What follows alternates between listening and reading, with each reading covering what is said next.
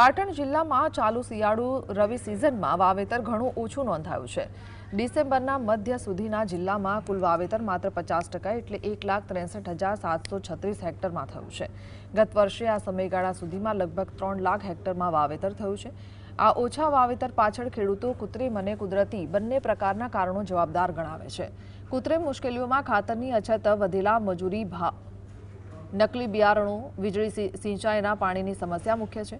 આ સાથે પોષણક્ષમ ભાવોનો અભાવ અને કુદરતી આફતો પણ ખેડૂતોને પાક લેતા અટકાવી રહી છે। પાટણ જિલ્લામાં રવિ સિઝનની શરૂઆત થઈ ગઈ છે, પરંતુ જે વાવેતર છે વાવેતર માત્ર અત્યારે હાલ જોવા જઈએ તો 50%માં થયું છે।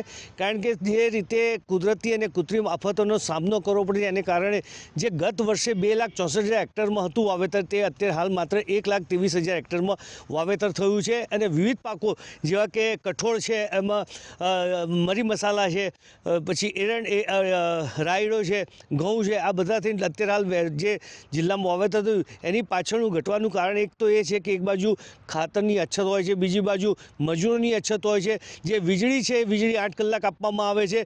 પાણીની સમસ્યા એટલા માટે છે કે ક્યાંક ને ક્યાંક કેનલોમાં પાણી આવે છે, જાય છે, ક્યાંક કેનલો તૂટી જાય, આમ અનેક સમસ્યાઓ છે। આ વખતે પાટણમાં જે કહેવાય ને કે જિલ્લાનું રવિ સિઝનનું વાવેતર 50% થતાં ક્યાંક ને ક્યાંક હજુ ક્યાં થોભોને રાહ જોવાની રીતિ છે કે કેટલું થાય છે, પરંતુ જે વાવેતર ઓછું થતાં ભાવોમાં ક્યાંક ને ક્યાંક વધઘટ થશે અને જે આપણે પાટણ જિલ્લાનું ખેતીનું ચિત્ર છે ક્યાંક ને ક્યાંક આંશિક રીતે મિશ્ર આવ્યું હોય એવું લાગી રહ્યું છે।